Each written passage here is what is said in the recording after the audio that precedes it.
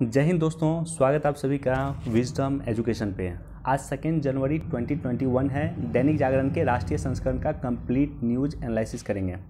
सबसे पहले आप सभी लोगों को नववर्ष की बहुत बहुत बधाई। भगवान आपकी सारी मनोकामना 2021 में पूरा करे। चलिए डिस्कशन स्टार्ट करते हैं। तो ये न्यूज़ को पढ़ सकते हैं आप। भारत को पहली कोविड शील्ड मिल चुकी है और इसे तैयार किसने किया है? इसे तैयार किया है ऑक्सफोर्ड यूनिवर्सिटी, एस्ट्राजेनेका और पुणे का जो सीरम इंस्टीट्यूट है। ये तीनों मिलकर इसको तैयार किया है। लेकिन याद रख लेना, ये जो वैक्सीन है कोविड की वैक्सीन, इसको अंतिम स्वीकृति नहीं मिली है। अंतिम स्वीकृति कौन देगा? तो ये संस्था देगी। ये देखो, DCGI के द्वारा इसे अंतिम स्वीकृति मिलेगी। अब देखो, जब GST लागू हुआ था तो सरकार का टारगेट था कि प्रत्येक महीने का कलेक्शन जो है 1 लाख करोड़ से अधिक का होगा। लेकिन ऐसा बहुत कम अवसर मिला है कि एक महीने का कलेक्शन 1 लाख करोड़ क्रॉस किया। तो दिसंबर 2020 का जो कलेक्शन है वो ऑल टाइम हाई है, यानी 1,15,174 करोड़ जो है, 1,15,174 करोड़ दिसंबर 2020 का GST कलेक्शन है, जो ऑल टाइम हाई है। यानी एक महीना में इतना कलेक्शन कभी नहीं हुआ। तो एक बार इसको भी देख सकते हैं आप लोग। अब देखो, पाकिस्तान में मंदिर तोड़े जाने पर भारत ने कड़ा विरोध जताया। पाकिस्तान में जो है मंदिर को तोड़ा जाना कोई नई बात नहीं है, पहले भी तोड़ा गया है। लेकिन ये मंदिर विशेष क्यों है कि जिस तरह से हमारे यहाँ गोरखपुर टेम्पल है, भगवान शिव का एक आराध्य जगह है वो, उसी तरह से वो टेम्पल था और उसको जो है तोड़ा गया, एक मॉब के द्वारा, एक भीड़ के द्वारा तोड़ा गया, राइट। तो भारत ने इस पर कड़ा विरोध जताया। बाकी फिर कभी मैं इस पर डिटेल से डिस्कस कर दूंगा कि पाकिस्तान माइनॉरिटी की क्या कंडीशन है। एक बार फिर हम इस पर चर्चा करेंगे।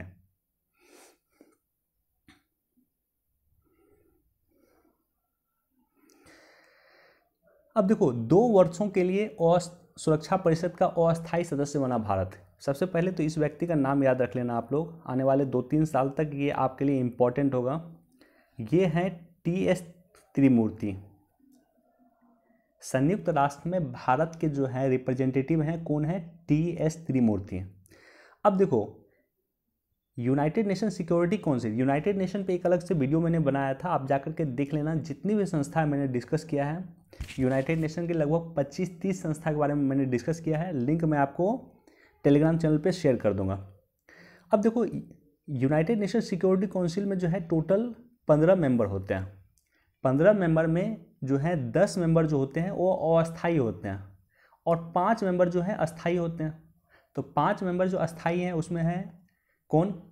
उसमें है US, Russia, China, Britain, France. तो ये 5 कंट्री जो है परमानेंट मेंबर है।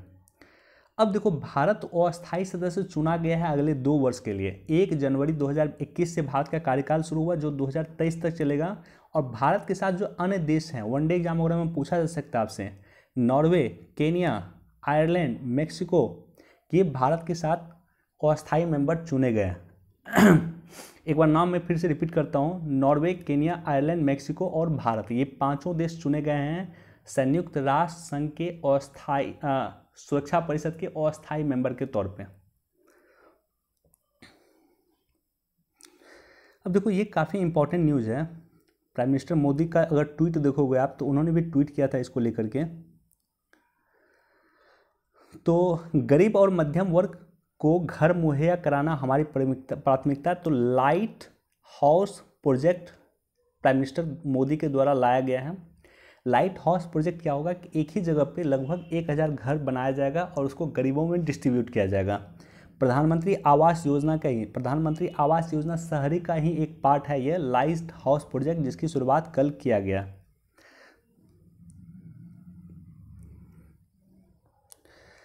अब देखो, यहाँ पे DRDO है। राजनाथ ने कहा DRDO की उपलब्धियों पे देश को गर्व है। तो बेसिक इन्फॉर्मेशन थोड़ा बहुत याद रखना आप लोग। DRDO के जो अध्यक्ष हैं वो हैं डॉक्टर सतीश रेड्डी। BPSC का एग्जाम हुआ था कल परसों, उसमें क्वेश्चन पूछा गया था DRDO के अध्यक्ष के बारे में। तो जानकारी आपको होना चाहिए। DRDO कौन कौन सा प्लान पे काम कर रहा है उसके बारे में भी आपको जानकारी होना चाहिए। अब देखो, ये काफ़ी इंपॉर्टेंट न्यूज़ है कि भारत पाकिस्तान ने एक दूसरे को सौंपी परमाणु प्रतिष्ठानों की सूची।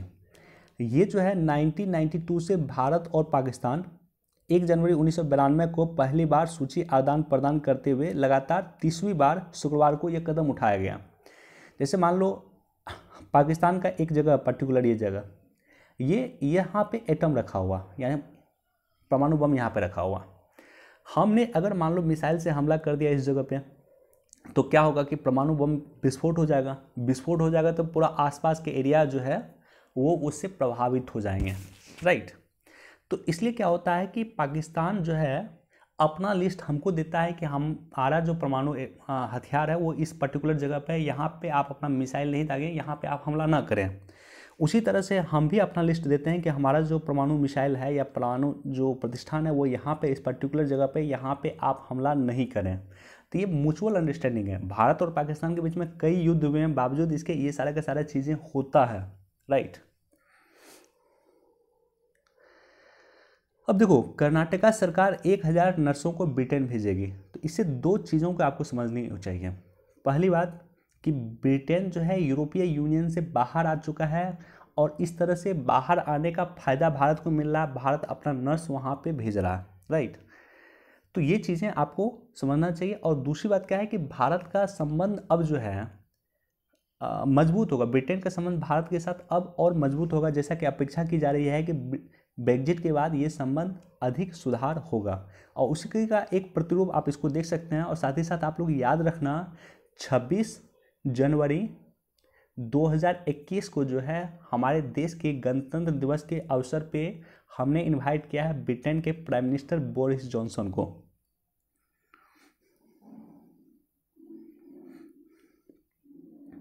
इसको भी एक बार देखना। देखो, मल्टी लेयर फार्मिंग क्या होता है। मल्टी लेयर फार्मिंग में यहाँ पे देखो, यहाँ पे दिया हुआ है,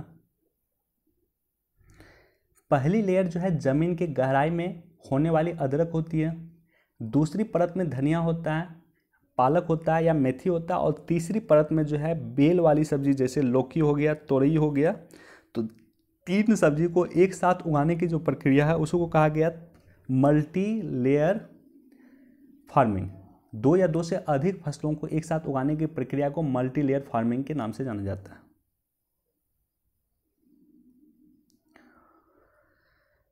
इसको भी एक बार देख सकते हैं कि 13 जून 2020 से ही चाइना के पास हमारा एक पोर्ट फंसा हुआ है जो चाइना रिलीज नहीं कर रहा है, राइट। तो इस रूप में इसको आप देख सकते हैं। इसको भी एक बार आप लोग पढ़ लेना।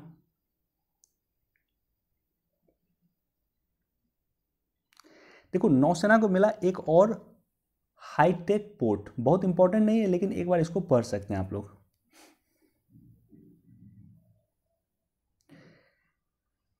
ये काफ़ी इंटरेस्टिंग दे रहा है। आजकल मैं देख रहा हूँ कि गुणवत्तापूर्ण शिक्षा की और डिजिटल क्रम, इस तरह का एक कॉलम प्रत्येक दिन आपको पेपर में मिलता है जो इम्पोर्टेंट होता है। कुछ इंपॉर्टेंट डाटा वहाँ पे चर्चा किया जाता है, इसलिए उसके बारे में आपको जानकारी होना चाहिए, या उसको आप कट करके रख भी सकते हैं। ये मैं टेलीग्राम चैनल पे अपलोड कर दूंगा इसको कट करके।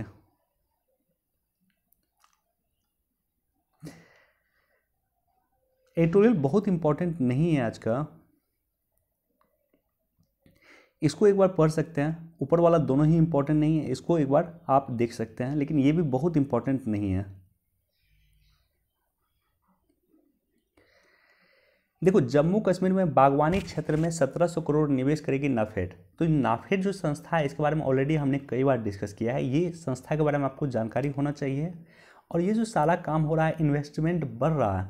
तो जम्मू कश्मीर में जो जम्मू कश्मीर पुनर्गठन अधिनियम लाया गया था, उसके बाद हमने डिस्कस किया था आपके साथ कि चूंकि ये पुनर्गठन अधिनियम लाया गया है, इसलिए जो है जम्मू कश्मीर में निवेश बढ़ेगा, ये भी इसका एक उद्देश्य है। और उसी के फलस्वरूप आप देख सकते हैं।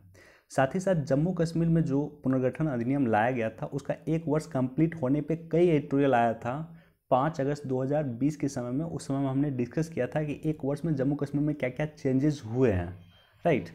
तो उसी के प्रतिफल के तौर पे आप इसको देख सकते हैं और एक बार इसको पढ़ सकते हैं। साथ ही साथ नाफेड संस्था के बारे में गूगल पे सर्च कर लेना, आप लोग बेसिक इन्फॉर्मेशन ले लेना। हमने कई बार डिस्कस किया, फिर कभी डिस्कस कर दूंगा।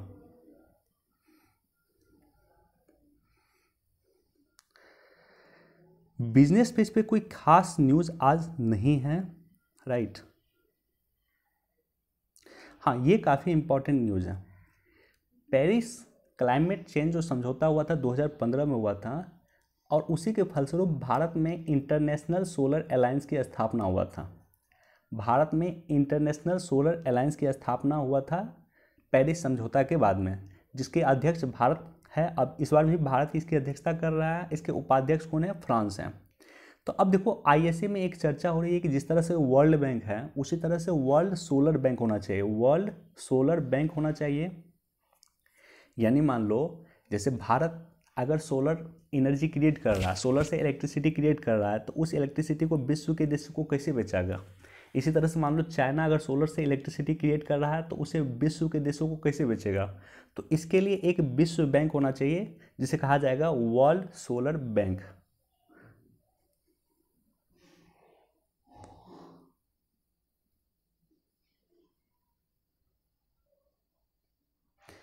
इसको भी एक बार देख सकते हैं। ताइवान जो स्टेट है, अगर आप मैप देखोगे तो ताइवान स्टेट कहाँ पे है? ताइवान स्टेट जैसे मान लो ये चाइना हो गया और यहाँ पे ताइवान है, तो इसके बीच का जो जगह है इसी को ताइवान स्टेट कहा गया, राइट।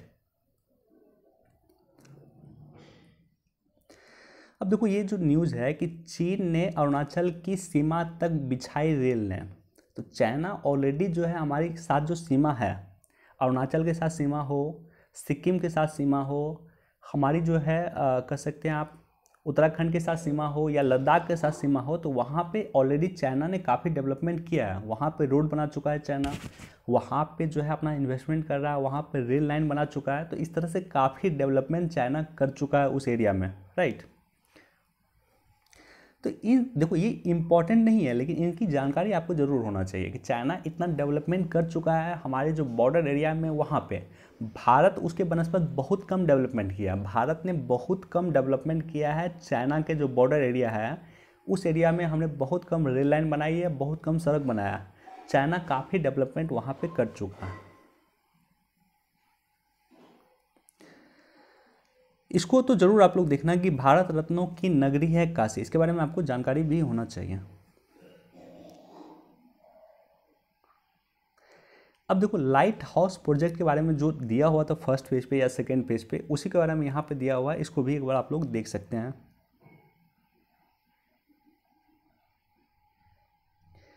देखो ग्राउंड वाटर जो है बहुत बड़ा इशू है। ग्राउंड वाटर बहुत बड़ा इशू है, हमने भी कई बार डिस्कस किया है।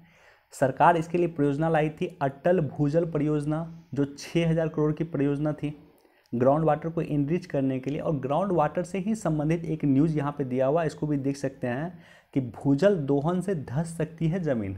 यानी अधिक अगर हम ग्राउंड से पानी निकाल लेंगे, धरती से अधिक पानी निकाल लेंगे। आप लोग देखा होगा कि किस तरह से खेत में जो है पंप लगा करके खेत में जो है ज़मीन से पानी निकाला जाता है। तो इसी तरह से अगर अधिक हम ग्राउंड का दोहन करेंगे तो जो ज़मीन का स्तर है वो नीचे चला जाएगा, धंस जाएगा ज़मीन। उसी के बारे में यहाँ पे एक रिपोर्ट के हवाले से दिया गया है, इसको भी आप लोग देख लें।